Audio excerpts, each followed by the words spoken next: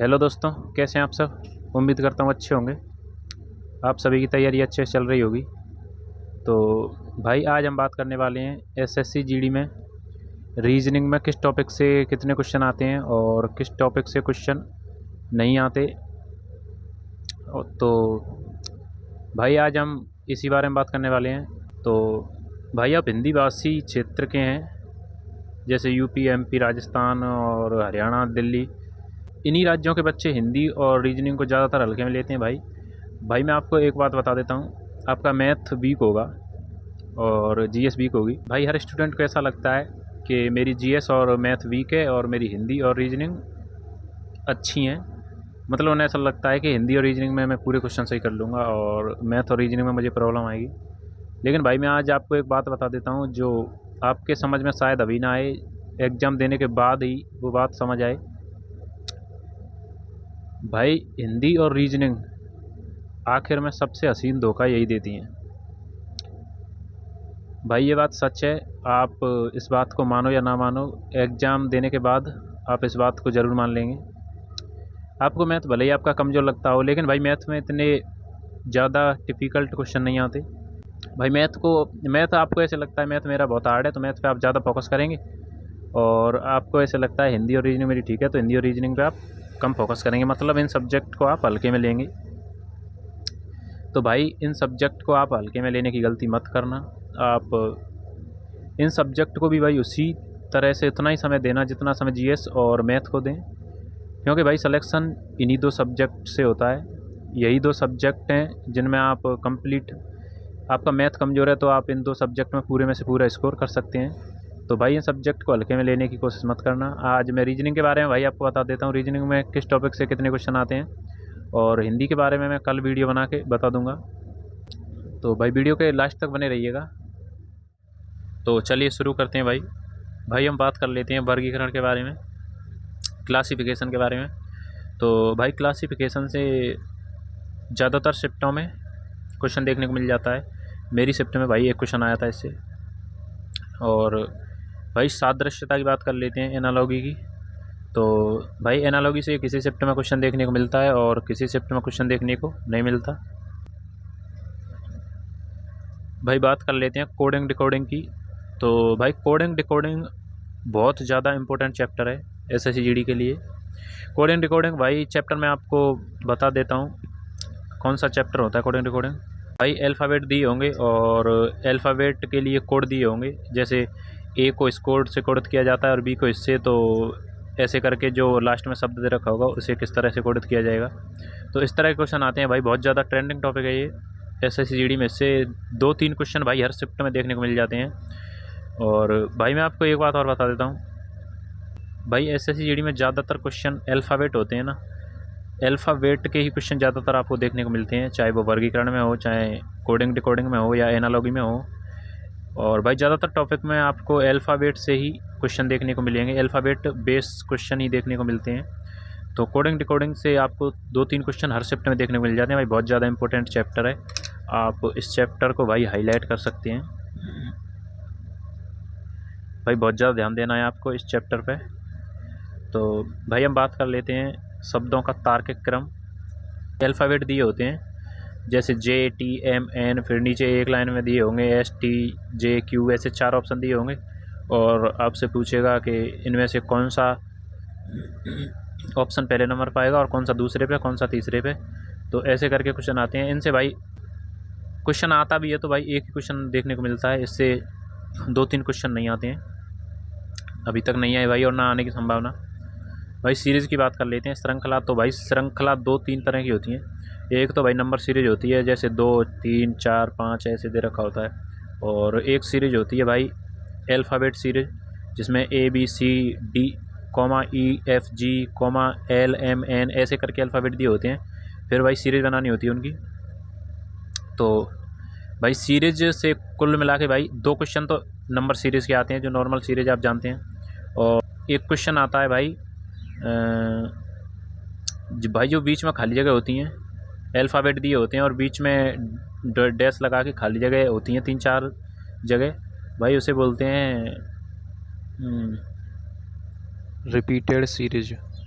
और भाई एक अल्फ़ाबेट से ही सीरीज़ से आता है। तो 4 क्वेश्चन आपको भाई हर शिफ्ट में भाई एक ही टॉपिक से 4 क्वेश्चन देखने को मिलते हैं, तो भाई बहुत बड़ी बात है। आप इसको हाईलाइट कर सकते हैं भाई, ज़्यादा ध्यान देना है आपको इस टॉपिक पे भी, सीरीज़ पे। और भाई लुप्त पदों को भरना, तो मिसिंग नंबर होता है भाई, वो बॉक्स सा बना होता है, उसमें नंबर लिखे होते हैं या अल्फ़ाबेट लिखे होते हैं, तो उसमें एक बॉक्स होता है वो खाली छोड़ रखा होता है, तो उसमें आपको बताना होता है क्या भरना है। तो इस तरह का भी भाई एक क्वेश्चन किसी शिफ्ट में देखने को मिल जाता है और किसी में देखने को नहीं मिलता है। तो भाई बात कर लेते हैं ब्लड रिलेशन के बारे में, रक्त संबंध के बारे में। भाई ब्लड रिलेशन से हर शिफ्ट में एक क्वेश्चन आता है, हर शिफ्ट में एक क्वेश्चन आता है, ना एक से ज़्यादा आता है और ना भाई एक से कम आता है। भाई दिशा से आपको किसी शिफ्ट में क्वेश्चन देखने को मिलता है और किसी में नहीं मिलता है। मेरी वाली शिफ्ट में इससे क्वेश्चन नहीं आया था, तो मैंने यहाँ पे कोई नंबर नहीं लिखा है, तो आप ये मत सोचना कि हमारी शिफ्ट में भी नहीं आएगा। मैंने यहाँ पे जो टॉपिक लिखे हैं आपको बहुत अच्छे से सारे टॉपिक पढ़ने हैं।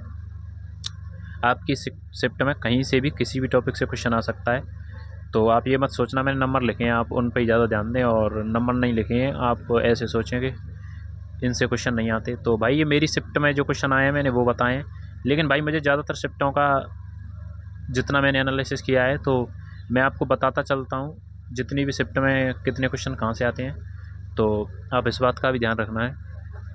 तो भाई आपको सारे टॉपिक पर ज़्यादा ध्यान देना है। भाई बैठक व्यवस्था सिटिंग अरेंजमेंट की बात कर लेते हैं। तो सिटिंग अरेंजमेंट से लॉन्ग क्वेश्चन आता है भाई, इसमें टाइम थोड़ा ज़्यादा लगता है करने में, और आपको इस पर भाई अच्छी प्रैक्टिस करनी पड़ेगी। मैं भाई सिटिंग अरेंजमेंट को एक अच्छे टॉपिक की कैटेगरी में बता रहा हूँ आपको, इस पर आपको अच्छी प्रैक्टिस करनी पड़ेगी भाई, ना तो आप एग्ज़ाम में इस क्वेश्चन को 80% स्टूडेंट भाई गलत करके आते हैं, तो बहुत अच्छे से प्रैक्टिस करनी है आपको बैठक व्यवस्था में। भाई रीजनिंग में आपको 20 के आसपास टॉपिक देखने को मिल जाते हैं, तो भाई आपको हर टॉपिक बहुत अच्छे से पढ़ना है, आपको पूरे में से पूरे क्वेश्चन करने हैं। भाई मेरा मकसद इस वीडियो के माध्यम से आपको ये बताना नहीं है कि भाई आपको ये ही टॉपिक पढ़ने हैं जो मैंने बताए हैं। मेरा मकसद इस वीडियो से आपको बताना है कि आपको इन टॉपिक्स पे ज़्यादा ध्यान देना है, और इन टॉपिक से ज़्यादातर क्वेश्चन देखने को मिलते हैं, तो आप उस तरीके से अपनी तैयारी अच्छे से कर पाएँ। भाई आप ये मत सोचना कि मैं जो बता रहा हूँ इन टॉपिकों को ही आप पढ़ें, आपको सारे टॉपिक पढ़ने हैं जो आपके सिलेबस में दे रखे हैं, लेकिन ये टॉपिक आपको अच्छे से पढ़ने हैं। मेरा भाई बोलने का मतलब ये है। तो भाई बात कर लेते हैं क्रम व्यवस्था की, रैंकिंग टेस्ट की। तो मैंने बताया आपको मेरी शिफ्ट में नहीं आया था, तो आपकी शिफ्ट में आ भी सकता है भाई, आप इसको अच्छे से पढ़ना। और भाई वेन डायग्राम की बात कर लेते हैं, तो इससे एक क्वेश्चन हर शिफ्ट में देखने को मिलता है। तो भाई गणितीय संक्रिया की बात कर लेते हैं, मैथमेटिकल ऑपरेशन। भाई ये मैथ का टॉपिक है, लेकिन ये रीजनिंग में आता है। तो मैथ में आपको बोड़ा मास वाला नियम होता है, उसे अच्छे से कर लेना, तो आपसे ये क्वेश्चन बन जाएगा। लेकिन आपको स्पीड भाई इंक्रीज़ करनी होगी। मैं स्पीड के ऊपर भाई अलग से वीडियो बनाऊंगा अभी 1-2 दिन में ही, मैथ और रीजनिंग में स्पीड आपको किस तरह से बूस्ट करनी है और कैसे आपकी स्पीड अच्छी हो सकती है, तो मैं भाई कंप्लीट वीडियो बनाऊंगा इसके ऊपर, तो आप उस वीडियो को भी देख लेना। और भाई बात कर लेते हैं न्याय संगतता की। इससे एक क्वेश्चन देखने को मिल जाता है आपको हर शिफ्ट में, और कथन निष्कर्ष से भाई बहुत कम शिफ्ट में क्वेश्चन आते हैं भाई, ना के बराबर शिफ्ट में क्वेश्चन देखने को मिलता है इस टॉपिक से। भाई नॉन वर्बल रीजनिंग की बात कर लेते हैं। भाई नॉन वर्बल रीजनिंग का मतलब होता है जैसे डायग्राम वगैरह बने होते हैं, या कागज़ मोड़ना, कागज़ काटना, और दर्पण प्रतिबिंब, जल प्रतिबिंब, या इस आकृति के बाद में कौन ये वाली आकृति आएगी या कौन सी आएगी, सीरीज़ भी होती हैं। तो भाई नॉन वर्बल रीजनिंग का मतलब है जो आकृति दे के क्वेश्चन आपसे पूछते हैं, तो उस तरह की रीजनिंग से आपको 4-5 क्वेश्चन देखने को मिलते हैं। तो इस टॉपिक को भाई बहुत अच्छे से आप पढ़ना। ये भाई एक टॉपिक नहीं है, इसके अंदर अपने आप में 4-5 टॉपिक लगते हैं, तो आप इसे एक टॉपिक मत समझना, इसके अंदर 4-5 टॉपिक हैं नॉन वर्बल रीजनिंग में। तो नॉन वर्बल रीजनिंग पे आपको अच्छे से ध्यान देना है। भाई मैंने आपको जितने भी टॉपिक बताए हैं, आपको इन टॉपिक्स को अपनी नोटबुक में नोट कर लेना है। एक बार फिर बता देता हूँ, और इन टॉपिक पे बहुत ज़्यादा फोकस करना है भाई आपको, और बाकी के भी जो टॉपिक हैं वो भी आपको पढ़ने हैं। भाई आपके पास अभी बहुत समय है, तो आप जल्दबाजी ना करें, आप अपने सिलेबस को अच्छे से कंप्लीट करें, और मैंने जो टॉपिक बताए इन टॉपिक पे थोड़ा ज़्यादा ध्यान दें। तो आपको भाई पता लग गया होगा कि किस टॉपिक से कितने क्वेश्चन आते हैं तो आप उसी तरह से अपनी तैयारी को कर सकते हैं भाई। वीडियो अच्छी लगी हो तो वीडियो को लाइक कर देना और चैनल को सब्सक्राइब कर लेना भाई। मैं आपके मन में भाई एग्ज़ाम फॉर्म भरने से लेकर और एग्ज़ाम होने तक जितने भी डाउट आते हैं, मैं आपके सारे डाउट भाई टाइम टाइम पे आपके सारे डाउट ख़त्म करता रहूँगा। क्योंकि भाई मैंने भी एग्ज़ाम दिया था SSCGD का। तो भाई सिंपल सी बात है, जो डाउट मेरे मन में आए थे वो डाउट आपके मन में, अगर आप एक सीरियस स्टूडेंट हैं तो आपके मन में भी वो डाउट आना भाई जायज़ है। तो मैं आपके हर डाउट को भाई एक एक करके टाइम टाइम पे दूर करता रहूँगा। तो आप चैनल को सब्सक्राइब करके रखना और बेल आइकन प्रेस करके रखना। तो भाई मिलते हैं अगली वीडियो में, आज के लिए इतना ही। जय हिंद, जय भारत।